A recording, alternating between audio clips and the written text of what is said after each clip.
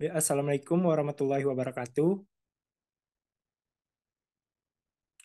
Selamat malam semuanya teman-teman. Baik, di sini kita akan membahas mata kuliah perancangan dan pengembangan kurikulum. Yaitu pada topik 4 kita membahas tentang kemampuan pengetahuan diri. Yang mana saya akan membacakan hasil diskusi kita, yaitu yang pertama, pendahuluan.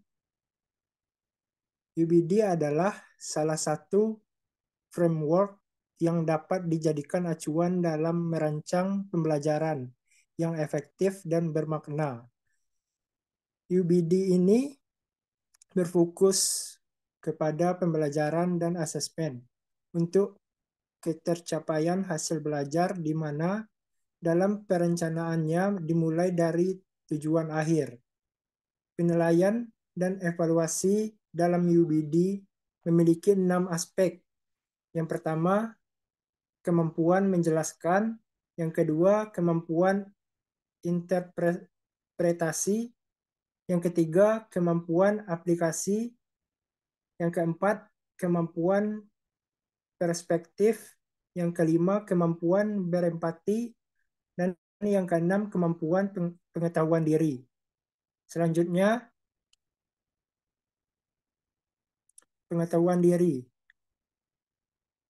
terbagi menjadi 5, yaitu sadar diri, metakognitif, menyesuaikan diri, reflektif, bijak.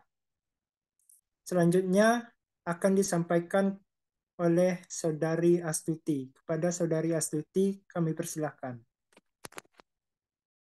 Baik, terima kasih moderator. Saya akan melanjutkan pembahasan mengenai sadar diri. Memahami yang terjadi dalam diri peserta didik itu sendiri. Nah, adapun sadar diri itu seperti pertama, peserta didik mampu mengenali perasaannya sendiri. Kedua, peserta didik mampu mengenali kemampuan dan kelebihan dirinya sendiri. Yang ketiga, peserta didik mampu mengenali potensi yang ada dalam dirinya. Yang keempat, peserta didik mampu memahami kekurangan yang dimilikinya. Selanjutnya metakognitif, yaitu peserta didik mampu mengontrol ranah kognitif di dalam dirinya. Seperti yang pertama, peserta didik mampu mengenali gaya belajarnya sendiri. Yang kedua, peserta didik mampu berpikir secara mendalam sampai diperolehnya suatu jawaban atas setiap masalah yang dibahas atau dihadapi. Yang ketiga, peserta didik mampu menyadari apa yang terjadi selama proses pelayanan, sehingga mampu memahami informasi yang terdapat selama pelaksanaan layanan dengan baik. Saya kembalikan kepada moderator. Terima kasih kepada Saudari Astuti. Selanjutnya akan dijelaskan oleh Saudari Nia. Kepada Saudari Nia, kami persilahkan. Baik, selanjutnya itu ada penyesuaian diri. Peserta didik mampu menyesuaikan diri sendiri terhadap keadaan yang ada. Yang pertama, contohnya peserta didik dapat menyesuaikan kemampuan awal yang dimilikinya dengan informasi yang didapatkan. Terus yang kedua, peserta didik mampu mengatasi kebutuhan yang ada dalam dirinya sehingga kebutuhan tersebut tercapai. Selanjutnya, yaitu reflektif.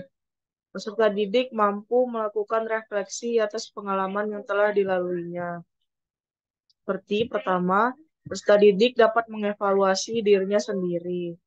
Yang kedua, peserta didik mampu memaknai informasi layanan yang didapatkan. Yang ketiga, peserta didik terampil dalam mengungkapkan perasaan, pendapat, dan keyakinannya. Sekian, saya kembalikan kepada moderator.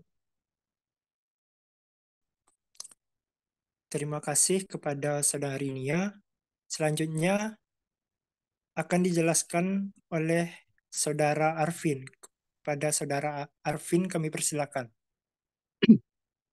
Terima kasih moderator. Yang terakhir yaitu bijak.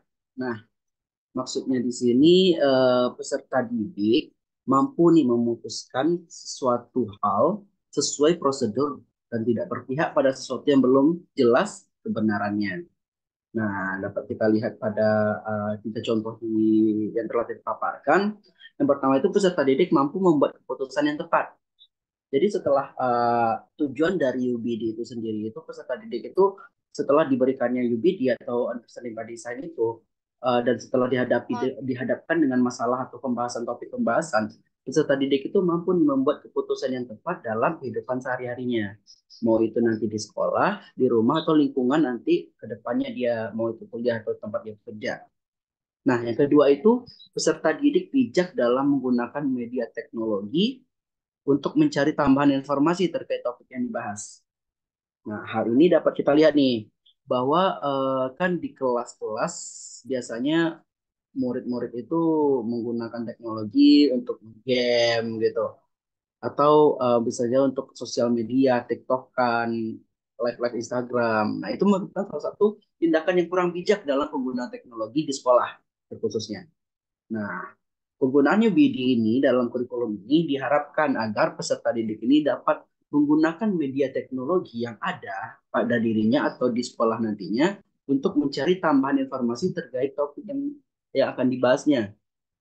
Nah, yang terakhir, peserta didik memiliki kesadaran untuk bertanggung jawab atas peristiwa yang terjadi di sekitarnya. Nah, dapat kita lihat mungkin saja nantinya hal-hal yang tidak insidentil lah, kalau di BK namanya insidental ya. Nah, hal-hal insidental itu dapat terjadi nih. Jadi misal saja ada temannya yang sakit. Nah, setelah kita sebelumnya telah memberikan layanan kepada siswa mengenai mungkin peduli dengan lingkungan sekitar gitu. Nah, itu kan merupakan salah satu bentuk layanan informasi yang nantinya dapat kita berikan nih kepada siswa gitu. Nah, setelah mereka mendapatkan layanan tersebut, ternyata memang tumbuh rasa peduli itu. Empati itu tumbuh pada siswa gitu.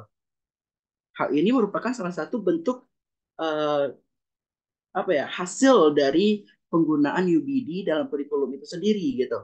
Jadi mungkin saja ketika nanti pemberian layanan kita berikan dia role play sebagai orang yang minta tolong dan sebagai orang yang menolong gitu.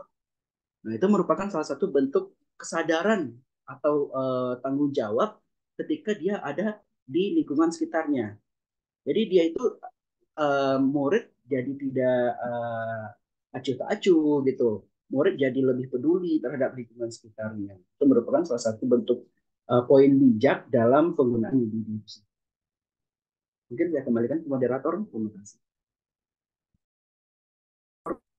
Terima kasih kepada Saudara Arvin. Selanjutnya penilaian dan evaluasi. Setiap penelitian dan evaluasi aspek pengaman UBD akan dibuat dalam bentuk rubrik penilaian. Hal ini bertujuan untuk memudahkan guru dalam melakukan penelitian dan evaluasi. Sekian pembahasan kita pada pertemuan kali ini. Pada teman-teman, apakah ada yang ingin menambahkan?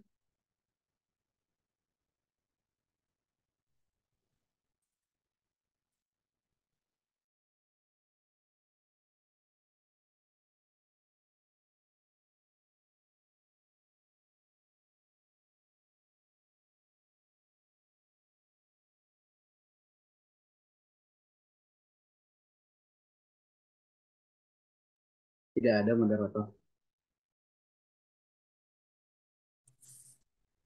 Kalau tidak ada, baik, saya tutup presentasi atau pembahasan kita pada hari ini. Saya tutup dengan wabillahi taufiq wal hidayah. Wassalamualaikum warahmatullahi wabarakatuh. Assalamualaikum warahmatullahi wabarakatuh.